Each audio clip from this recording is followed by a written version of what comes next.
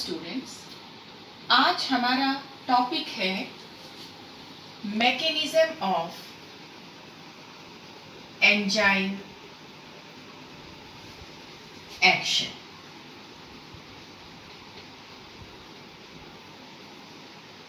ये BSc final year के paper first के यूनिट सेकंड का भाग है।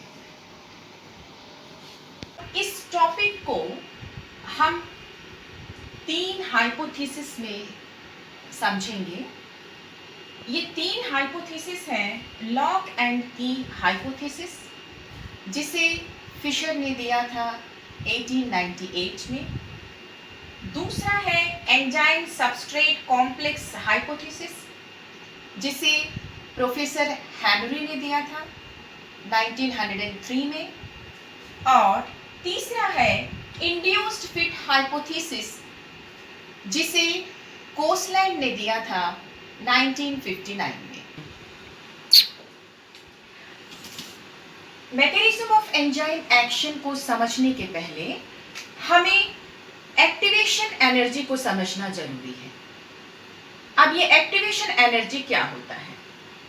एक्टिवेशन एनर्जी की वो मात्रा होती है जो किसी सबस्ट्रेट के मॉलिक्यूल्स के एनर्जी बैरियर्स को पार करने के लिए जरूरी होता है। इसको हम एक एग्जांपल से यहां समझ सकते हैं। मान लीजिए सबस्ट्रेट है H2O2 हाइड्रोजन पर ऑक्साइड। इस सबस्ट्रेट को एक्टिवेशन एनर्जी लगभग 18 किलो कैलोरी पर मोल की आवश्यकता होती है। लेकिन अगर इसी सबस्ट्रेट के साथ एंजाइम कैटालेस मिला दिया जाए तो ये कैटालेस एंजाइम इसकी एक्टिविटी को बढ़ा देता है और अब इसे बहुत कम एक्टिवेशन एनर्जी 6.4 किलो कैलोरी पर मोल की ही आवश्यकता रह जाती है। इससे हम ये समझ सकते हैं कि एंजाइम किसी भी केमिकल रिएक्शन के रेट को बढ़ा देते हैं, उसकी क्रिया को तेज कर देते हैं। मैकेनिज्म ऑफ एंजाइम एक्शन को समझाने के लिए जो हाइपोथेसिस फिशर के द्वारा 1898 में दिया गया वो लॉक एंड की हाइपोथेसिस कहलाता है। उनके अकॉर्डिंग एंजाइम्स सबस्ट्रेट स्पेसिफिक होते हैं। जिस प्रकार से एक पर्टिकुलर लॉक या ताला पर्टिकुलर की यानी कि चाबी से ही खुलता है, उसी प्रकार से एक स्पेसिफिक एंजाइम स्पेसिफिक सबस्ट्रेट पर काम करता है। फिशर के अकॉर्डिंग एंजाइम्स पर कुछ एक्टिव साइट्स होते हैं जिनमें सबस्ट्रेट के मॉलिक्यूल्स आकर अटैच हो जाते हैं, जिससे एंजाइम सबस्ट्रेट कॉम्प्लेक्स का निर्माण होता है। एंजाइम सबस्ट्रेट पर काम करता है, अंत में प्रोडक्ट का निर्माण होता है और स्वयं एंजाइम फ्री हो जाता है। इस प्रकार के ही सेम सबस्ट्रेट पर काम करने के लिए। The second hypothesis, which is given by Professor Henry to explain the mechanism of enzyme action, is enzyme substrate complex hypothesis. Professor Henry के अकॉर्डिंग एंजाइम्स के आउटर सरफेस पर कुछ स्पेसिफिक स्ट्रक्चर्स या संरचनाएं होती हैं और इन संरचनाओं को उन्होंने टेम्पलेट कहा। सबस्ट्रेट के मॉलिक्यूल्स इस स्पेसिफिक स्ट्रक्चर्स या टेम्पलेट पर जुड़ जाते हैं, फंस जाते हैं, जिससे एंजाइम सबस्ट्रेट कॉम्प्लेक्स का निर्माण होता है। ये एंजाइम सबस्ट्रेट कॉम्प्लेक्स या एंजाइम सबस्ट्रेट मॉलिक्यूल एक्टिवेट हो जाता है। अब इसे एक्टिवेटेड सबस्ट्रेट कहा जा रहा है। तत्पश्चात एंजाइम जल से क्रिया कर सबस्ट्रेट से अलग हो जाता है और सबस्ट्रेट एंड प्रोडक्ट्स में कन्वर्ट हो जाता है। एंजाइम फ्री हो जाता है फिर से इस प्रकार के सबस्ट्रेट पर काम करने के लिए या क्रिया करने के लिए। तीसरी हाइपोथेसिस जो दी गई मैकेनिज्म ऑफ एंजाइम एक्शन को समझाने के लिए, वो है इंड्यूस्ड फिट हाइपोथेसिस, जिसे कोसलैंड ने 1959 में दिया। उनके अकॉर्डिंग जब स्पेसिफिक एंजाइम स्पेसिफिक सबस्ट्रेट के समीप आता है तो इसके 3 डायमेंशनल स्ट्रक्चर में परिवर्तन हो जाता है। आप देख रहे होंगे यहां बेटा, सबस्ट्रेट एंजाइम के एक्टिव साइट पर जुड़ जाता है, एंजाइम क्रियाशील हो जाता है, सबस्ट्रेट एंड प्रोडक्ट में परिवर्तित हो जाता है और एंड प्रोडक्ट बनने के बाद पुनः एंजाइम के 3 डायमेंशनल स्ट्रक्चर में परिवर्तन होता है, प्रोडक्ट अलग हो जाता है और एंजाइम स्वतंत्र हो जाता है, फ्री हो जाता है स्पेसिफिक सबस्ट्रेट पर क्रिया करने के लिए। Students, till now we have seen 3 hypotheses, explained the mechanism of enzyme action, but still a very important topic is left, that is inhibition of enzyme action. कुछ ऐसे सब्सटेंस होते हैं जो एंजाइम की एक्टिविटी को कम कर देते हैं, इनहिबिट कर देते हैं, रोक देते हैं या समाप्त कर देते हैं, जिन्हें इनहिबिटर्स कहा जाता है और इस पूरी क्रिया को इनहिबिशन कहा जाता है। So now we are going to see the inhibition of enzyme activity. Friends, inhibition of enzyme action we are going to study under these 4 following topics: competitive inhibition, non-competitive inhibition, allosteric modulation or feedback inhibition or end product inhibition, and the last one is denaturation of protein. ये competitive inhibition है। competitive inhibitors उन inhibitors को कहा जाता है, ये वो पदार्थ होते हैं जो एक्टिव साइट पर जुड़ने के लिए सबस्ट्रेट से compete करते हैं, प्रतिस्पर्धा करते हैं।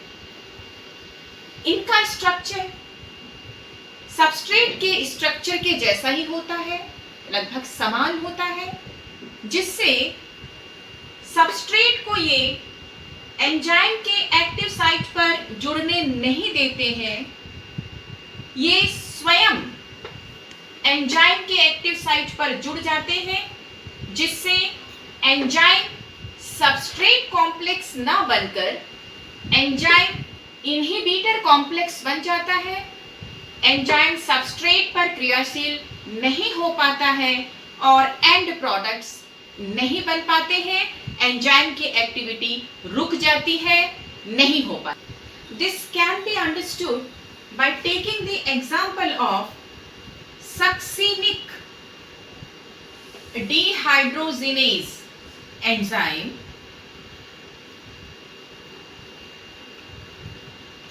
This enzyme acts on substrate, that is succinic acid,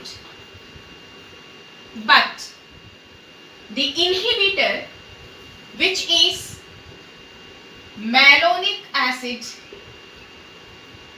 its structure is similar to the structure of succinic acid, so it competes with the succinic acid to get attached to the active site of enzyme. So in place of the substrate, the inhibitor, that is malonic acid, get attached to the active site of the enzyme succinic dehydrogenase, so that the enzyme substrate complex is not formed and the activity of enzyme get inhibits. This is known as competitive inhibition, because the inhibitor competes with the substrate to get attached to the active site of enzyme.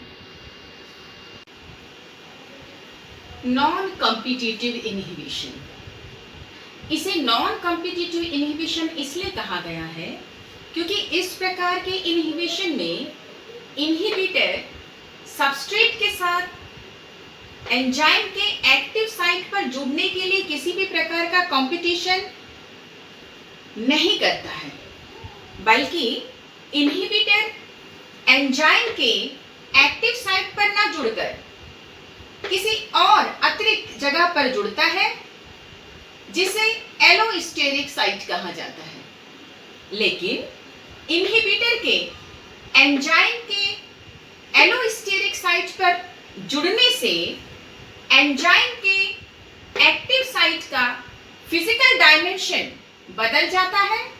आपको दिख रहा होगा बेटा यहाँ, जिससे enzyme substrate complex पूर्ण रूप से बन नहीं पाता है और एंजाइम की क्रिया बाधित हो जाती है या रुक जाती है। इसे हम एंजाइम साइटोक्रोम ऑक्सीडेज की एक्टिविटी से समझ सकते हैं। यहाँ इनहिबिटर है cyanide. Cyanide cytochrome oxidase enzyme के एक्टिव साइट पर ना जुड़कर एलोस्टेरिक साइट पर जुड़ता है, जिससे साइटोक्रोम ऑक्सीडेज एंजाइम का एक्टिव साइट का फिजिकल डायमेंशन बदल जाता है। सबस्ट्रेट जो कि फेरिक साइटोक्रोम सी है, एक्टिव साइट पर प्रॉपरली जुड़ नहीं पाता है। एंजाइम सबस्ट्रेट कॉम्प्लेक्स ठीक तरीके से बन नहीं पाता है और एंजाइम की एक्टिविटी रुक जाती है, जिससे नॉर्मल सेलुलर रेस्पिरेशन नहीं हो पाता है। इनहिबिशन ऑफ एंजाइम एक्टिविटी को समझाने के लिए ये तीसरा टॉपिक है एलोस्टेरिक मॉड्यूलेशन। इसे ही फीडबैक इनहिबिशन भी कहा जाता है और इसे ही एंड प्रोडक्ट इनहिबिशन भी कहा जाता है। अब इसे हम ग्लाइकोलिसिस के इस केमिकल रिएक्शन के द्वारा समझ सकते हैं, जिसमें ग्लूकोज 6-फॉस्फेट में बदलता है। यहाँ इस चेन रिएक्शन में इस क्रिया का एंड प्रोडक्ट यहाँ पर ग्लूकोज 6-फॉस्फेट है। अभी ये ग्लाइकोलिसिस पूर्ण रूप से समाप्त नहीं हुआ है। चेन रिएक्शन का इस स्टेप का एंड प्रोडक्ट ग्लूकोज 6-फॉस्फेट है। ये हेक्सोकाइनेज एंजाइम की एक्टिविटी को इनहिबिट कर देता है। इस प्रकार का इनहिबिशन साधारणतया चेन रिएक्शंस में देखने को मिलता है, जिसमें स्वयं एंड प्रोडक्ट्स ही एंजाइम्स की एक्टिविटी को इनहिबिट कर देते हैं। ये प्रोडक्ट्स एंजाइम की विशेष सतह पर जुड़ जाते हैं और उसकी एक्टिविटी को रोक देते हैं। इसे कहा जाता है फीडबैक इनहिबिशन, एलोस्टेरिक मॉड्यूलेशन या फिर and product inhibition. Inhibition of enzyme activity को समझाने के लिए जो फोर्थ स्टेप हमने देखा था पहले, वो है डीनेचुरेशन ऑफ प्रोटीन। क्योंकि एंजाइम्स जो होते हैं वो प्रोटीन होते हैं। एक आध अपवाद अगर हम देख लेते हैं, जैसे कि राइबोन्यूक्लियस एंजाइम, तो बाकी सारे जो एंजाइम्स होते हैं वो केमिकली प्रोटीन्स होते हैं। और प्रोटीन्स बहुत अधिक तापमान पर डीनेचर्ड हो जाते हैं, इनमें विकृतीकरण आ जाती है। और इसका कारण ये है कि प्रोटीन्स के बीच पाए जाने वाले जो बॉन्ड्स होते हैं वो टूट जाते हैं, जिससे इनका विशिष्ट केमिकल स्ट्रक्चर बदल जाता है और जिससे इनमें पाए जाने वाला उत्प्रेरक का गुण या कैटलिस्ट का गुण जो है वो समाप्त हो जाता है। इसे कहा जाता है डीनेचुरेशन ऑफ प्रोटीन। तो बेटा हमने आज मैकेनिज्म ऑफ एंजाइम एक्शन के अंतर्गत देखा कि किस प्रकार से अलग अलग हाइपोथेसिस के अंतर्गत ये समझाया गया कि एंजाइम्स किस प्रकार से अपने सबस्ट्रेट पर काम करते हैं या क्रियाशील होते हैं। और सेकेंड पार्ट में हमने ये भी देख लिया कि एंजाइम्स की एक्टिविटी को कौन से ऐसे इनहिबिटर्स हैं जो इनहिबिट्स करते हैं। तो मैं समझती हूँ कि आज आपको ये टॉपिक बहुत अच्छे से समझ में आ गया होगा। Thank you very much.